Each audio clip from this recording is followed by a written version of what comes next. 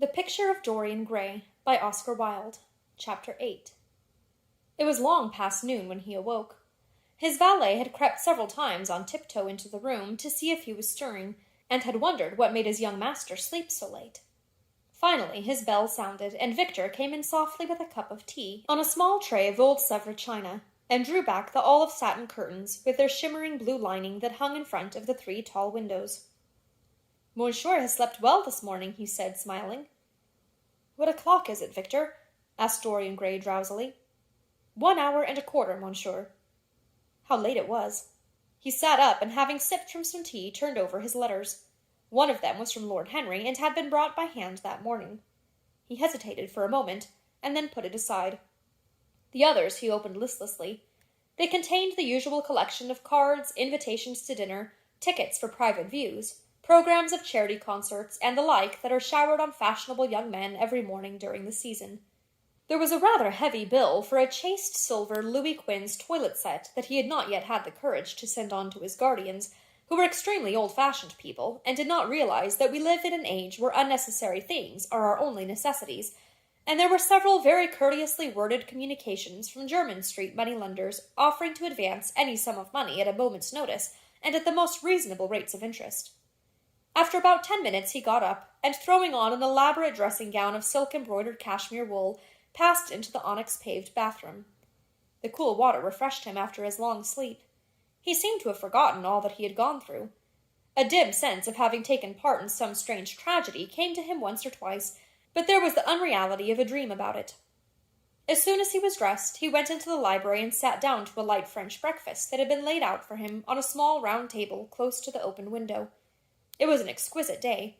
The warm air seemed laden with spices. A bee flew in and buzzed round the blue dragon bowl that, filled with sulphur-yellow roses, stood before him. He felt perfectly happy. Suddenly his eye fell on the screen that he had placed in front of the portrait, and he started. "Too cold for monsieur?" asked his valet, putting an omelette on the table. "I shut the window?" Dorian shook his head. "I am not cold," he murmured. Was it all true? Had the portrait really changed? Or had it been simply his own imagination that had made him see a look of evil where there had been a look of joy? Surely a painted canvas could not alter. The thing was absurd. It would serve as a tale to tell Basil some day. It would make him smile. And yet how vivid was his recollection of the whole thing! First in the dim twilight, and then in the bright dawn, he had seen the touch of cruelty round the warped lips. He almost dreaded his valet leaving the room. He knew that when he was alone he would have to examine the portrait. He was afraid of certainty. When the coffee and cigarettes had been brought, and the man turned to go, he felt a wild desire to tell him to remain. As the door was closing behind him, he called him back. The man stood waiting for his orders. Dorian looked at him for a moment. "I'm not at home to anyone, Victor," he said with a sigh. The man bowed and retired. Then he rose from the table, lit a cigarette, and flung himself down on a luxuriously cushioned couch that stood facing the screen. The screen was an old one, of gilt Spanish leather, stamped and wrought with a rather florid Louis Quatorze pattern. He scanned it curiously, wondering if ever before it had concealed the secret of a man's life. Should he move it aside after all? Why not let it stay there? What was the use of knowing? If the thing was true, it was terrible. If it was not true, why trouble about it? But what if, by some fate or deadlier chance, eyes other than his spied behind and saw the horrible change? What should he do if Basil Hallward came and asked to look at his own picture? Basil would be sure to do that. No, the thing had to be examined, and at once. Anything would be better than this dreadful state of doubt. He got up and locked both doors. At least he would be alone when he looked upon the mask of his shame. Then he drew the screen aside and saw himself face to face. It was perfectly true. The portrait had altered. As he often remembered afterwards, and always with no small wonder, he found himself at first gazing at the portrait with a feeling of almost scientific interest. That such a change should have taken place was incredible to him, and yet it was a fact. Was there some subtle affinity between the chemical atoms that shaped themselves into form and color on the canvas and the soul that was within him? Could it be that what that soul thought they realized, that what it dreamed they made true? Or was there some other, more terrible reason? He shuddered and felt afraid, and going back to the couch lay there gazing at the picture in sickened horror. One thing, however, he felt that it had done for him. It had made him conscious how unjust, how cruel he had been to Sybil Vane. It was not too late to make reparation for that. She could still be his wife. His unreal and selfish love would yield to some higher influence, would be transformed into some nobler passion, and the portrait that Basil Hallward had painted of him would be a guide to him through life, would be to him what holiness is to some, and conscience to others, and the fear of God to us all. There were opiates for remorse, drugs that could lull the moral sense to sleep, but here was a visible symbol of the degradation of sin. Here was an ever-present sign of the ruin men brought upon their souls. 3 o'clock struck, and 4, and the half-hour rang its double chime, but Dorian Gray did not stir. He was trying to gather up the scarlet threads of life and to weave them into a pattern, to find his way through the sanguine labyrinth of passion through which he was wandering. He did not know what to do, or what to think. Finally, he went over to the table and wrote a passionate letter to the girl he had loved, imploring her forgiveness and accusing himself of madness. He covered page after page with wild words of sorrow and wilder words of pain. There is a luxury in self-reproach. When we blame ourselves, we feel that no one else has a right to blame us. It is the confession, not the priest, that gives us absolution. When Dorian had finished the letter, he felt that he had been forgiven. Suddenly there came a knock to the door, and he heard Lord Henry's voice outside. "My dear boy, I must see you. Let me in at once. I can't bear your shuttering yourself up like this." He made no answer at first, but remained quite still. The knocking still continued, and grew louder. Yes, it was better to let Lord Henry in, and to explain to him the new life he was going to lead, to quarrel with him if it became necessary to quarrel, to part if parting was inevitable. He jumped up, drew the screen hastily across the picture, and unlocked the door. "I am so sorry for it all, Dorian," said Lord Henry as he entered, "but you must not think too much about it." "Do you mean about Sybil Vane?" asked the lad. "Yes, of course," answered Lord Henry, sinking into a chair and slowly pulling off his yellow gloves. "It is dreadful, from one point of view, but it was not your fault. Tell me, did you go behind and see her after the play was over?" "Yes." "I felt sure you had. Did you make a scene with her?" "I was brutal, Harry, perfectly brutal. But it is all right now. I am not sorry for anything that has happened. It has taught me to know myself better." "Ah, Dorian, I am so glad you take it in that way. I was afraid you would find you plunged in remorse and tearing that nice curly hair of yours." "I have got through all that," said Dorian, shaking his head and smiling. "I am perfectly happy now. I know what conscience is, to begin with. It is not what you told me it was. It is the divinest thing in us. Don't sneer at it, Harry, any more, at least not before me. I want to be good. I can't bear the idea of my soul being hideous." "A very charming artistic basis for ethics, Dorian. I congratulate you on it. But how are you going to begin?" "By marrying Sybil Vane." "Marrying Sybil Vane?" cried Lord Henry, standing up and looking at him in perplexed amazement. "But, my dear Dorian—" "Yes, Harry, I know what you are going to say. Something dreadful about marriage. Don't say it. Don't ever say things of that kind to me again. 2 days ago I asked Sybil to marry me. I am not going to break my word to her. She is to be my wife." "Your wife? Dorian! Didn't you get my letter? I wrote to you this morning and sent the note down by my own man." "Your letter? Oh, yes, I remember. I have not read it yet, Harry. I was afraid there might be something in it that I wouldn't like. You cut life to pieces with your epigrams." "You know nothing, then?"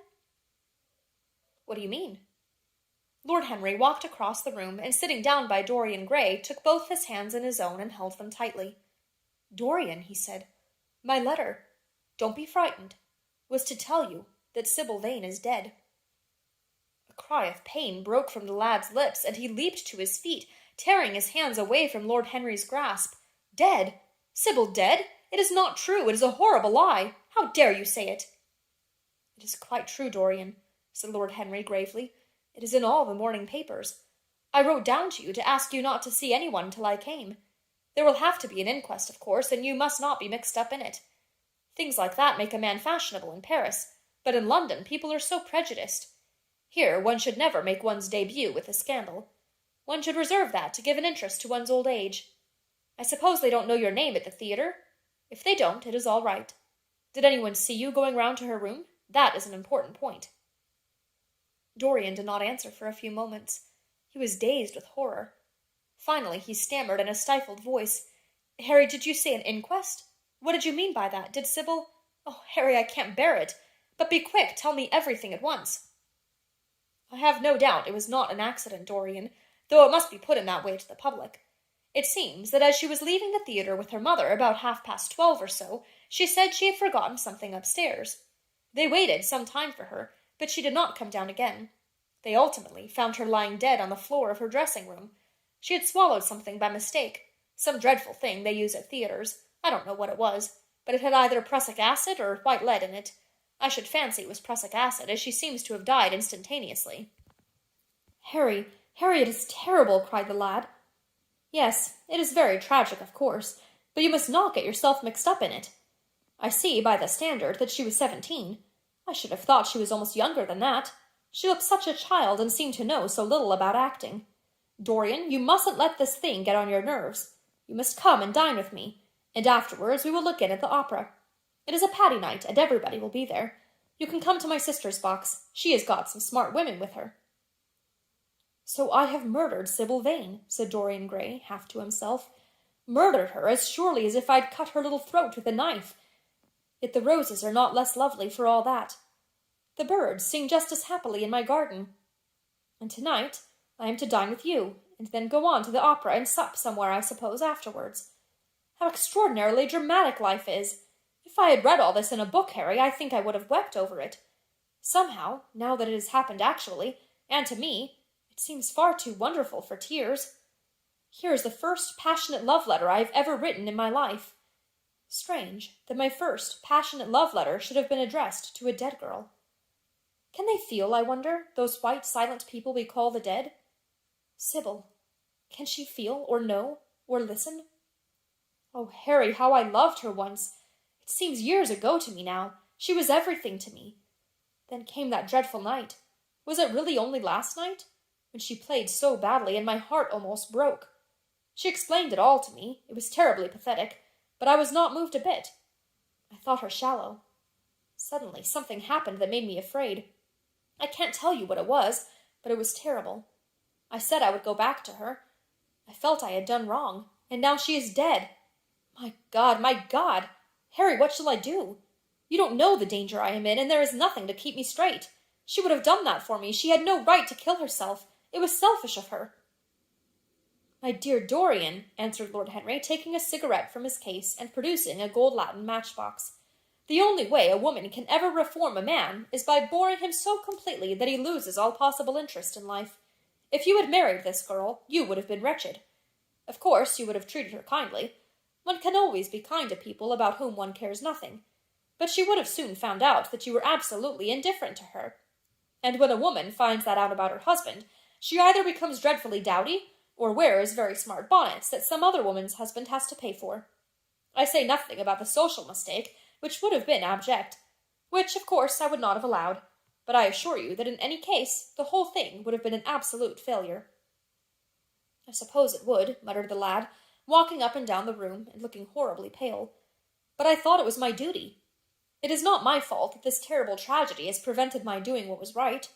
I remember your saying once that there is a fatality about good resolutions, that they are always made too late. Mine certainly were. Good resolutions are useless attempts to interfere with scientific laws. Their origin is pure vanity. Their result is absolutely nil. They give us, now and then, some of those luxurious, sterile emotions that have a certain charm for the weak. That is all that can be said for them. They are simply checks that men draw on a bank where they have no account. Harry, cried Dorian Gray, coming over and sitting down beside him, why is it that I cannot feel this tragedy as much as I want to? I don't think I am heartless. Do you? You have done too many foolish things during the last fortnight to be entitled to give yourself that name, Dorian, answered Lord Henry with a sweet, melancholy smile. The lad frowned. I don't like that explanation, Harry, he rejoined, but I am glad you don't think I am heartless. I am nothing of the kind. I know I am not. And yet I must admit that this thing that has happened does not affect me as it should. It seems to me to be simply like a wonderful ending to a wonderful play. It has all the terrible beauty of a Greek tragedy, a tragedy in which I took a great part, but by which I have not been wounded. It is an interesting question, said Lord Henry, who found an exquisite pleasure in playing on the lad's unconscious egotism. An extremely interesting question. I fancy that the true explanation is this.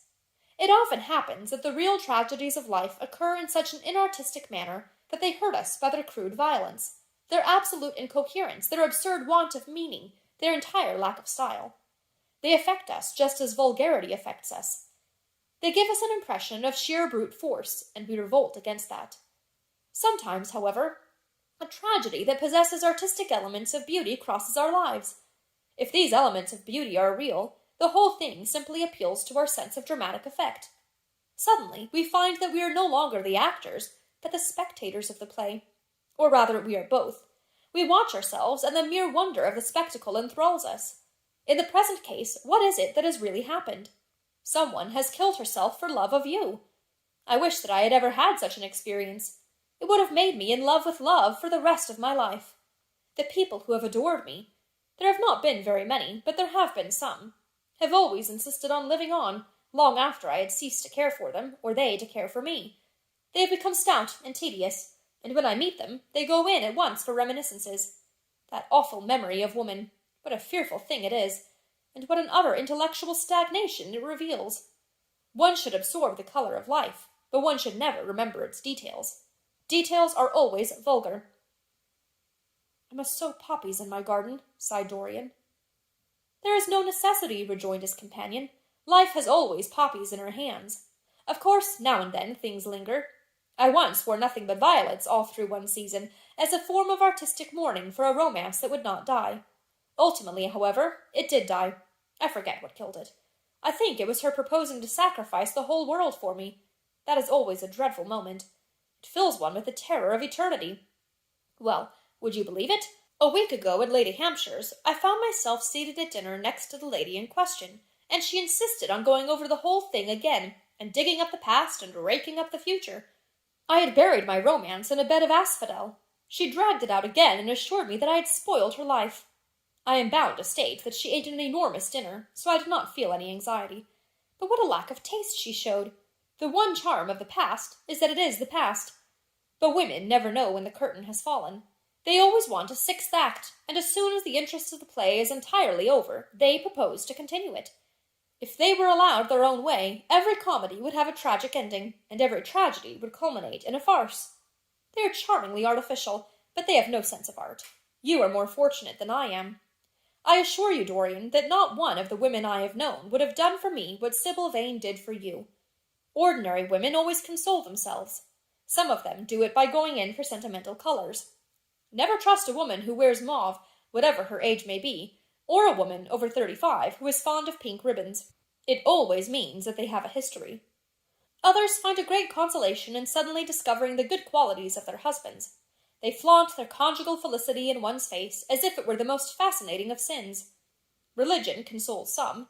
Its mysteries have all the charm of a flirtation, a woman once told me, and I can quite understand it. Besides, nothing makes one so vain as being told that one is a sinner. Conscience makes egotists of us all. Yes, there is really no end to the consolations that women find in modern life. Indeed, I have not mentioned the most important one. What is that, Harry? Said the lad listlessly. Oh, the obvious consolation. Taking someone else's admirer when one loses one's own. In good society, that always whitewashes a woman. But really, Dorian, how different Sybil Vane must have been from all the women one meets. There is something to me quite beautiful about her death.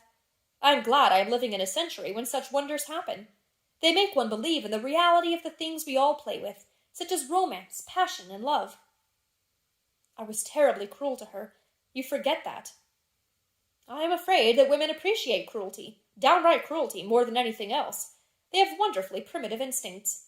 We have emancipated them, but they remain slaves looking for their masters all the same. They love being dominated. I am sure you were splendid. I have never seen you really and absolutely angry, but I can fancy how delightful you looked. And, after all, you said something to me the day before yesterday that seemed to me at the time to be merely fanciful, but that I see now was absolutely true, and it holds the key to everything. What was that, Harry? You said to me that Sybil Vane represented to you all the heroines of romance, that she was Desdemona one night and Ophelia the other, that if she died as Juliet, she came to life as Imogen.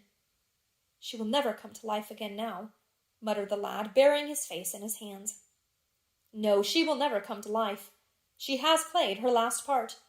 But you must think of that lonely death in the tawdry dressing-room simply as a strange lurid fragment from some Jacobean tragedy, as a wonderful scene from Webster or Ford or Cyril Tourneur. The girl never really lived, and so she has never really died. To you, at least, she was always a dream, a phantom that flitted through Shakespeare's plays and left them lovelier for its presence, a reed through which Shakespeare's music sounded richer and more full of joy. The moment she touched actual life, she marred it, and it marred her, and so she passed away. Mourn for Ophelia if you like. Put ashes on your head because Cordelia was strangled. Cry out against heaven because the daughter of Brabantio died. But don't waste your tears over Sybil Vane. She was less real than they are. There was a silence. The evening darkened in the room. Noiselessly and with silver feet, the shadows crept in from the garden. The colors faded wearily out of things. After some time, Dorian Gray looked up. "You've explained me to myself, Harry," he murmured, with something of a sigh of relief. "I felt all that you have said, but somehow I was afraid of it, and I could not express it to myself. How well you know me! But we will not talk again of what has happened. It has been a marvelous experience, that is all. I wonder if life has still in store for me anything as marvelous." "Life has everything in store for you, Dorian. There is nothing that you, with your extraordinary good looks, will not be able to do." "But suppose, Harry, I became haggard and old and wrinkled. What then?" "Ah, then," said Lord Henry, rising to go, "then, my dear Dorian, you would have to fight for your victories. As it is, they are brought to you. No, you must keep your good looks. We live in an age that reads too much to be wise, and that thinks too much to be beautiful. We cannot spare you. And now you had better dress and drive down to the club. We are rather late as it is." "I think I shall join you at the opera, Harry. I feel too tired to eat anything. What is the number of your sister's box?" 27, I believe. It is on the grand tier. You will see her name on the door, but I am sorry you won't come and dine." "I don't feel up to it," said Dorian listlessly, "but I am awfully obliged to you for all that you have said to me. You are certainly my best friend. No one has ever understood me as you have." "We are only at the beginning of our friendship, Dorian," answered Lord Henry, shaking him by the hand. "Good-bye. I shall see you before 9:30, I hope. Remember, Patty is singing." As he closed the door behind him, Dorian Gray touched the bell, and in a few minutes Victor appeared with the lamps and drew the blinds down. He waited impatiently for him to go. The man seemed to take an interminable time over everything. As soon as he had left, he rushed to the screen and drew it back. No, there was no further change in the picture. It had received the news of Sybil Vane's death before he had known of it himself. It was conscious of the events of life as they occurred. The vicious cruelty that marred the fine lines of the mouth had, no doubt, appeared at the very moment that the girl had drunk the poison, whatever it was. Or was it indifferent to results? Did it merely take cognizance of what passed within the soul? He wondered, and hoped that some day he would see the change taking place before his very eyes, shuddering as he hoped it. Poor Sybil! What a romance it had all been! She had often mimicked death on the stage. Then Death himself had touched her and taken her with him. How had she played that dreadful last scene? Had she cursed him as she died? No, she had died for love of him, and love would always be a sacrament to him now. She had atoned for everything by the sacrifice she had made of her life. He would not think any more of what she had made him go through on that horrible night at the theatre. When he thought of her, it would be as a wonderful tragic figure sent on to the world stage to show the supreme reality of love. A wonderful tragic figure? Tears came to his eyes as he remembered her childlike look, and winsome, fanciful ways, and shy, tremulous grace. He brushed them away hastily, and looked again at the picture. He felt that the time had really come for making his choice. Or had his choice already been made? Yes, life had decided that for him. Life and his own infinite curiosity about life. Eternal youth, infinite passion, pleasure subtle and secret, wild joys and wilder sins. He was to have all these things. The portrait was to bear the burden of his shame. That was all. A feeling of pain crept over him as he thought of the desecration that was in store for the fair face on the canvas. Once, in boyish mockery of Narcissus, he had kissed, or feigned to kiss, those painted lips that now smiled so cruelly at him. Morning after morning he had sat before the portrait, wondering at its beauty, almost enamored of it, as it seemed to him at times. Was it to alter now with every mood to which he yielded? Was it to become a monstrous and loathsome thing, to be hidden away in a locked room, to be shut out from the sunlight that had so often touched to brighter gold the waving wonder of its hair? The pity of it! The pity of it! For a moment he thought of praying that the horrible sympathy that existed between him and the picture might cease. It had changed in answer to a prayer. Perhaps in answer to a prayer it might remain unchanged. And yet, who that knew anything about life would surrender the chance of remaining always young, however fantastic that chance might be, or with what fateful consequences it might be fraught? Besides, was it really under his control? Had it indeed been prayer that had produced the substitution? Might there not be some curious scientific reason for it all? If thought could exercise its influence upon a living organism, might not thought exercise an influence upon dead and inorganic things? Nay, without thought or conscious desire, might not things external to ourselves vibrate in unison with our moods and passions, atom calling to atom in secret love or strange affinity? But the reason was of no importance. He would never again tempt by a prayer any terrible power. If the picture was to alter, it was to alter. That was all. Why inquire too closely into it? For there would be a real pleasure in watching it. He would be able to follow his mind into its secret places. This portrait would be to him the most magical of mirrors. As it had revealed to him his own body, so it would reveal to him his own soul. And when winter came upon it, he would still be standing where spring trembles on the verge of summer. When the blood crept from its face and left behind a pallid mask of chalk with leaden eyes, he would keep the glamour of boyhood. Not one blossom of his loveliness would ever fade. Not one pulse of his life would ever weaken. Like the gods of the Greeks, he would be strong and fleet and joyous. What did it matter what happened to the colored image on the canvas? He would be safe. That was everything. He drew the screen back into its former place in front of the picture, smiling as he did so, and passed into his bedroom, where his valet was already waiting for him. An hour later he was at the opera, and Lord Henry was leaning over his chair.